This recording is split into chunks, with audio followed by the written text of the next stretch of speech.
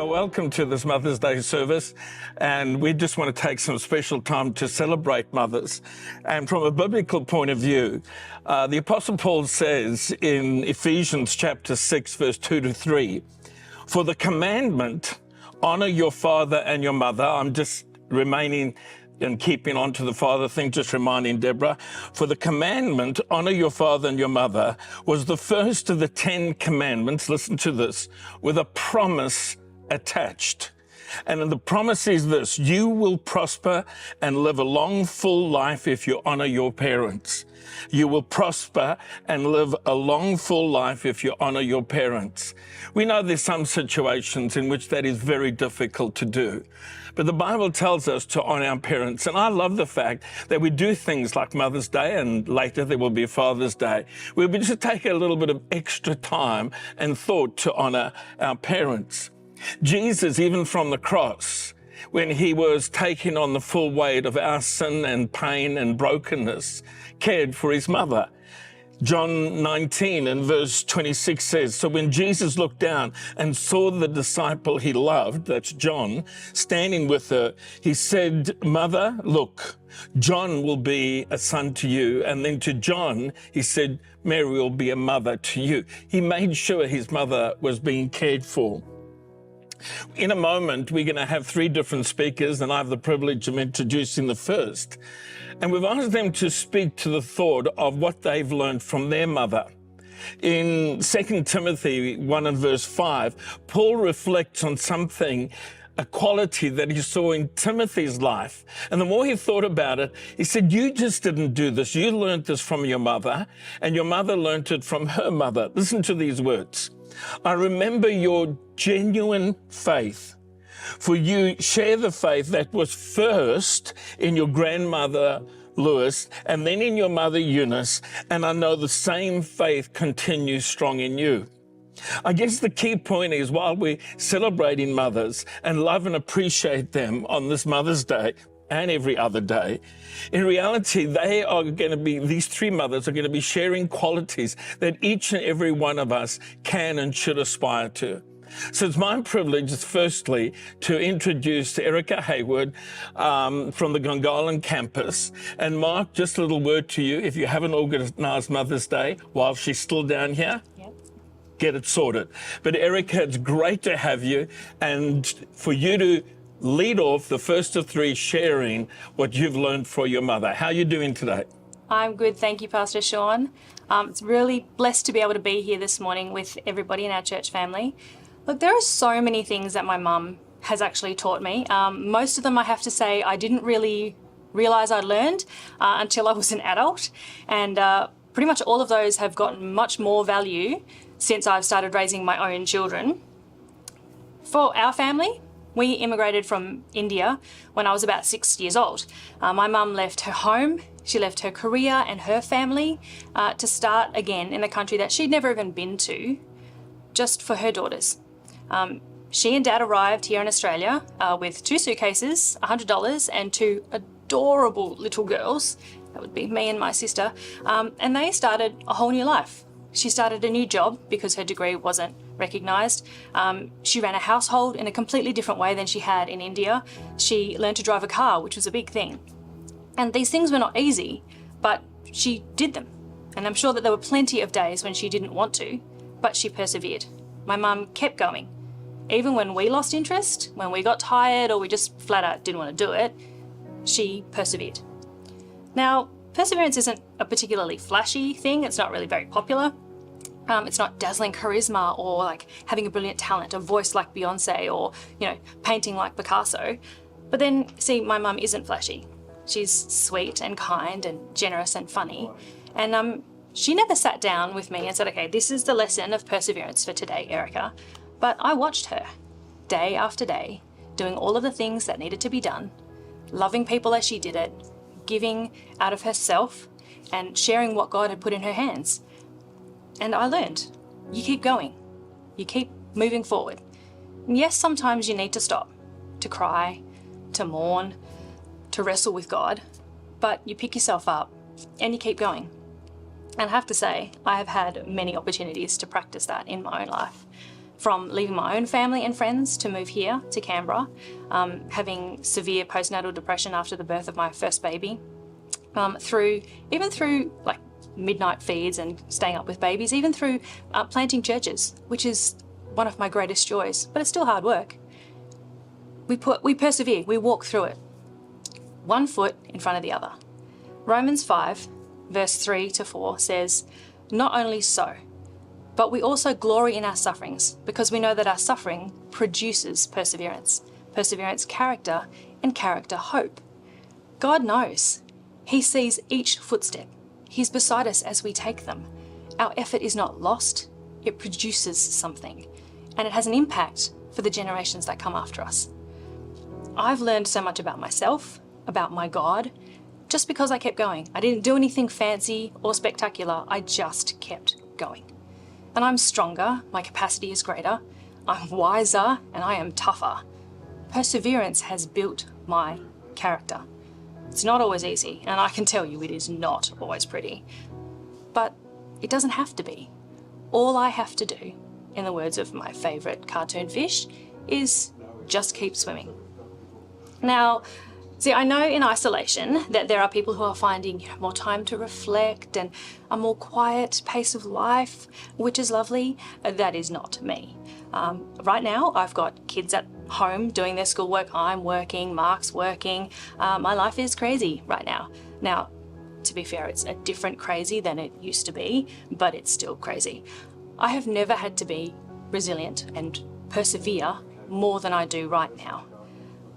And I have never had a better chance for my daughters to watch me do it, up close and personal, every single day. I've never had a better opportunity to take them by the hand and walk with them through this, to walk with them and teach them what perseverance looks like for them than I do right now. And as I just keep swimming, I realise that I'm doing what my mother did. I'm doing what her mother taught her. And I am teaching my daughters something that can produce character and hope in them, and in turn, impact generations. I wonder sometimes if my mum and my grandma knew the impact that their everyday perseverance was going to have on the generations that came after them. I wonder today if you or I understand the impact that our everyday perseverance has on the people that are around us. I hope you have a blessed Mother's Day, and remember, just keep swimming.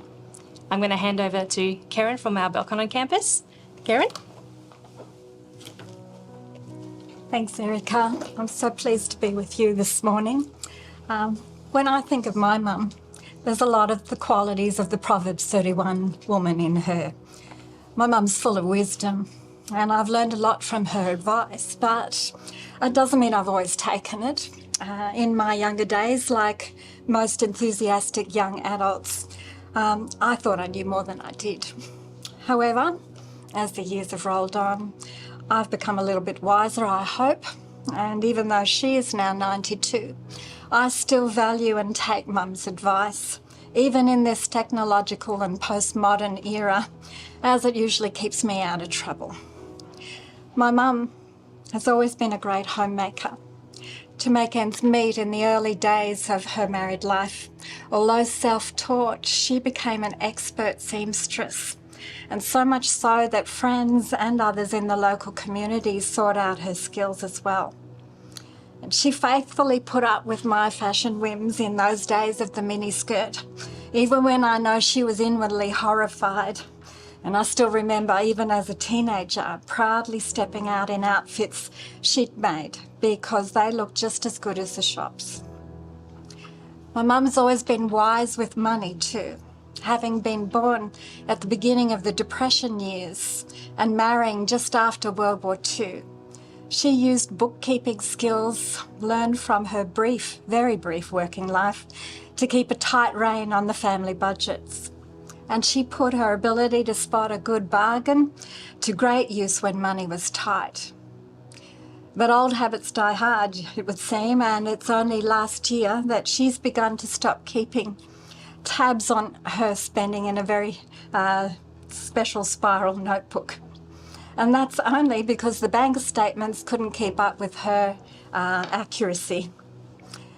Mum can still sagely talk about the stock market, and she can give you a good run for your money on the political and economical state of the nation if you want to go there. However, Mum has always been admired by those who know her not just as wise, but also resilient. And I think the two qualities may just be intertwined. I don't think I've ever seen her give up on anything she started. And my father certainly had full confidence in her. He knew he was blessed to have found a good wife, one who worked tirelessly to provide a loving and well cared for home for her family in every season.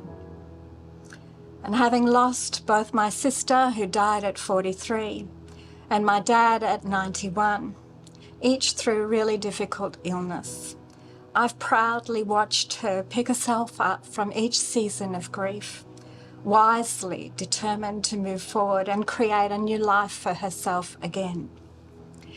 And a full life it has really become, with membership at a variety of community clubs and regular support of her annual local church fete, standing and spruiking the wares from various stalls right up to the end of her 91st year. But my mum's never recognised herself as anything special. Others have. Much to the bemusement of my family, my mum bears an uncanny resemblance to the Queen. But she also carries herself with the same inner strength and dignity. She has the ability to make people feel comfortable in her presence. And for the many who often unintentionally find themselves confiding in her, they're always left with wise words of comfort and their spirits lifted. Mum has just entered permanent residential care this week, a decision that was difficult for us both. And I know that after a few weeks, she'll have that nursing home at her feet. And the residents, they'll be blessed as she quietly befriends them, unknowingly offering a wisdom far more valuable than any rubies when she does. You see, it's for her wisdom and inner strength that my mum is best known for, and also respected by all her grandchildren and her great-grandchildren, who are just as proud of her as I am. And I know together on this unique but special Mother's Day, they would all rise up with me in calling her blessed. And so it's with pleasure, with great pleasure, I honour my mum today.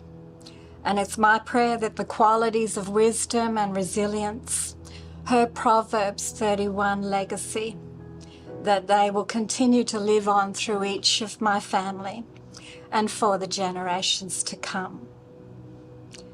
But for now, I'll hand over to Katie from City Campus. Thank you, Pastor Karen. Well, good morning and happy Mother's Day. You know, this week, as I told my mum and shared that I had the privilege to share about one thing that I learned from my mother, she kind of looked at me with a twinkle in her eye and was like, "Oh yeah, so what did you learn from me?" And so you know where I get my sass from. But I remember last year at the City Campus when she was at a panel and she shared about what she learnt from her mum and my nana. That's my nana who passed away and is with Jesus now. And she shared about three things. And Nana would say to her, in good times and in really difficult times, you just need to pray, you just need to trust God, and you just need to keep going. And she always pointed to Jesus, that one, my Nana, and my mum is exactly the same. She always points to Jesus. You know, I could not have been given a better role model when it comes to being a woman of God, or just a woman, a strong woman in this day and age. I could not have been given a better role model when it comes to doing mamahood, and I couldn't have been given a better role model when it comes to prioritizing Jesus, prioritizing my faith and my relationship with him. I remember as a child, when I was a kid and I was afraid or had a bad dream or something like that, my mum would just teach me to grab the scripture anxious to declare fear out of the room. And so she would have me on my bed and I'd be standing up and singing praises. And we were talking about this last night about, what was the song that we were singing? Like singing about the wonderful power of Jesus, singing those sorts of songs even as a little child. And what that taught me was that when I prayed, I could trust God, and that when I spoke, even as a little kid, that heaven would start moving and getting busy to work on my behalf. I remember as a teenager when I would go to work, when I didn't want to go to work, I had a 5 a.m. job at the news agency. I'd have to get myself there a couple of mornings a week. And when I didn't feel like it, she would be the constant voice in my head that would just say to me, you just have to go. Just get up and go. Just keep moving. You have to tell your soul to just fall in line, keep going, keep moving. And those words and that messaging set me up to have a really good work ethic.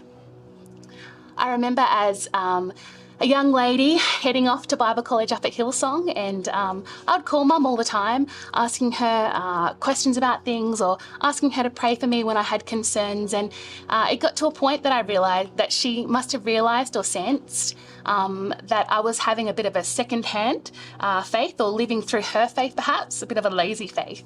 And I remember one time she so kindly and clearly said to me, you need to talk to God yourself. You need to talk to Father God yourself. You can trust him. He is good. And she kept telling me, talk to him, just talk straight to him. And I remember for a few months, as I was kind of getting my source adjusted, not looking to her, but looking to Jesus. If I came to her with, can you pray with me about this? She'd just deflect me. Just go talk to Jesus. Go talk to Jesus. And that taught me again that I just need to pray, trust God, and just keep going. I've got a funny story. When Ricky and I, we just got married. It was 2 days, day 2 in Papua New Guinea of being newlyweds, and my mum and her friend had gone adventuring up the coastline. We were in Madang in Papua New Guinea, and they had just gone off, and there was a tsunami warning. And what made it kind of heightened was that the night before they showed the movie The Tsunami. So there was a lot of fear in town. It was very chaotic. And we were stressed about family, wondering where they were, wondering where my mum and her best friend were, somewhere up the coastline. And they weren't worried. They just prayed. They hitchhiked back to town and made it back safe. And we were so stressed. They weren't stressed. We were worried about them. They weren't worried. And why would they be? They just prayed, trust God, jumped on a truck that they felt they had peace about, and were safe. I wish that I could give maybe just one example or one hardship or one hard season that we've had to go through, but I don't have one. I have stacks of them, and it's probably multiple people's stories out there who have had time after time where they just had to dig their heels in and just pray and trust God and just keep going. I think about what my mum taught me, and making it a bit of a similar, like a formula or a recipe in life, and thinking about the words that my nana told her, that pray, trust God, and just keep going. And I'm reminded of a scripture in Psalm 145 verse 4 in the Message. It says this: generation after generation stand in awe of your work. Each one tells a story and speaks of your mighty acts. And I used to think of this verse, and I used to think about the story of Abraham, Isaac, and Jacob, and that this legacy, this patriarch example that we have in the Bible. But what I've realised through my own family, through my nana, through my mum, through me, and hopefully through my own daughter Sana, is that I can create my own legacy in how we give an example, how we role model, how she was shown pray, trust God, and just keep going to mum. Then to me, pray, trust God, just keep going. And now to Sana, pray, trust God, and just keep going. And I think about that legacy. So now when I think about the word legacy, I think about Betty, my nana. I think about my mum, Marie, and I think about me and what I set up for my daughter, the generations to come. And I know that God is faithful to our lineage, that God is faithful to our family, and practical things that I can do because I learnt them from my mum is to pray, trust God, and just keep going. And I hope this blesses you this morning, just like our incredible speakers earlier. And I just would love to pass it back and have the privilege of passing it back to Pastor Sean. Are you there this morning, Pastor Sean? I am, and I've been listening. Oh, wonderful. Those three exhortations were so inspiring. Thank you, Katie. Thank you, Karen. And thank you, Erica. I love the way that Erica talked about perseverance and the extraordinary courage that she saw in her mother in relocating from one country to another, and then the many other life lessons around that. About Pastor Karen just sharing about her mother's wisdom, but also tied to resilience of just pressing through and breaking through in every single situation. And then of Katie, her mum exhorting her to keep her eyes fixed on Jesus and keep coming back to God in a personal way.